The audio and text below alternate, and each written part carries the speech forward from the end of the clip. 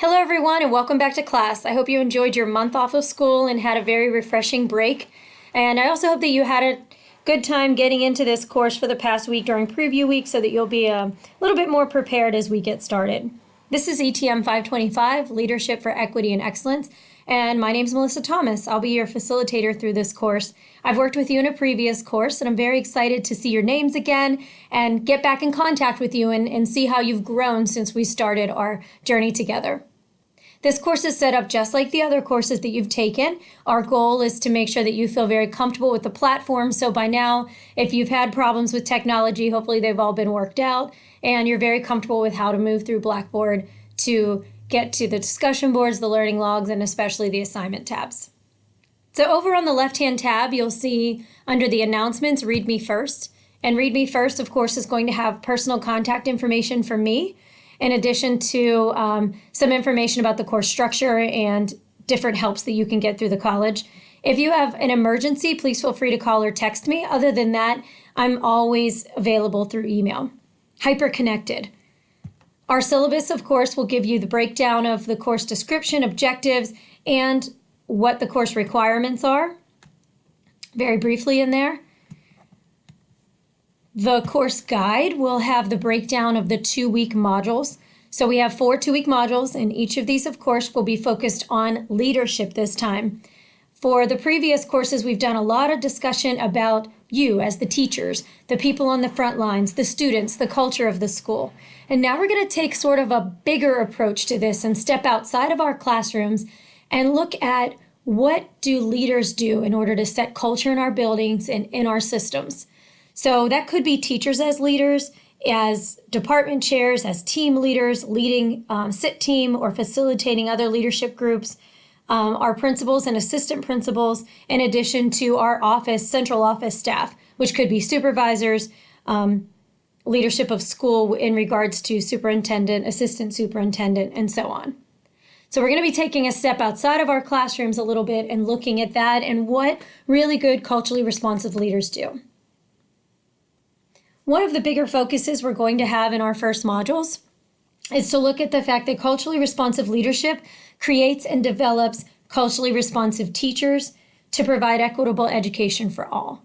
So how are the leaders around us and surrounding us helping to build us up as these culturally responsive teachers to help us to provide a better education for our students? And also, how are these culturally responsive leaders looking out to the community and using all of the wealth of information and the wealth of mentorship that we could have in our communities to bring it into our school to help our students to grow also? We need to make sure that we're relying on life journeys as a bridge to school.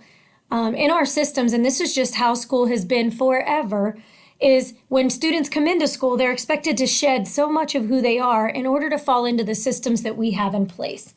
And those systems very often become oppressive systems. And it's absolutely necessary to understand the context and histories of the students and their communities as they come into us and what their life journeys bring to us so that we can help to bridge that education. Those oppressive structures in school will always be in place unless we really start to challenge the way we do business as school systems, the way that we allow our communities access to helping us in schools, access to partnering with us in schools, in addition to understanding that when students come to us, they're not empty slates. And I think that as many times as we say that, and it sounds very culturally responsive to say that, it always causes a problem when we actually get to the point of using that as a tool for our school systems. So whenever we begin this journey, those are some of the things that I just briefly wanted to state so that you could start to think about that. How are we allowing our students to connect? What is the impact of equity in our schools? So our first module is actually the macro impacts of equity in schools. And we will be looking at social justice again and kind of wrapping back around a lot of the topics that we've talked about in the other 3 courses that you've taken. As you can see in Module 1, and if you scroll down into Module 2, there is a lot of reading or viewing. These first 2 modules are kind of heavy because we're building you up for a very large project at the end, and all of this early research will help you whenever you're trying to accomplish that goal. For Module 1, you do have a deliverable. It's the critical self-reflection model, and we're going to be looking at different models of leadership, We've done a lot of things in our school system statewide in regards to data, and data has started to drive our instruction, and it's also really driving the conversations at the state and the county levels. So we're going to be looking, of course, at data-driven leadership and data-driven instruction as one of our examples. As we read through our culturally responsive school leadership text, yes, you only have one text for this class. That text also is going to introduce you to a couple of options for different leadership models. What we've tried to do is build in as much as possible into beyond the text into free reading for you, so you would only have to buy one textbook for this course. So hopefully we've done a good enough job of getting you a lot of resources above and beyond that. Many of these articles come from Educational Leadership, which is all available free to you through our Hoover Library at McDaniel College. So please keep that in mind, that if any of these topics really interest you, or if you're interested in really looking into the educational leadership journals, you can get those for free through the Hoover Library. It's under the ERIC database resource, so you can access all of those educational leadership magazines. In Module 2, you have a policy analysis that's going to be your large submit for that module, where we'll be looking at policies that are in place in our school or in our system and analyzing those, taking a look at whether or not they are culturally responsive. Module 3, we've given you a no deliverable because we're going to give you that extra 2 weeks as a chance to work on this final project, which happens during Module 4. And in Module 4, you can see that that becomes the equity position paper. Please note that that is due March 4th, and that seems so far away, and it really is today. But whenever we get into February, it will be so much closer. So I encourage you to continue to look forward in the modules, read about that equity position paper when you have a chance, because there are probably things that are happening around you that you can start to collect that data and information, actually start to put together the pieces of that equity position paper. So the one thing that you'll notice that's new on the left-hand side is this rubrics page. This is one of the things that I've decided to build into all of the courses to just give folks one place to go for rubrics. And you can see here's the discussion board rubric, learning log rubric, the self-reflection rubric, the policy analysis, and the equity position paper. So if you have any question about how things are going to be graded, instead of having to go into the grade book and looking at the column information, you can just come straight to the rubrics page. So similarly to the other courses that you've taken, we have discussion forums.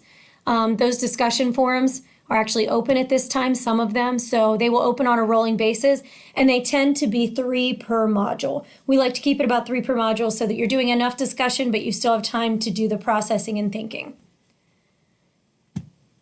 It's very important that you get into the discussion boards on a regular basis.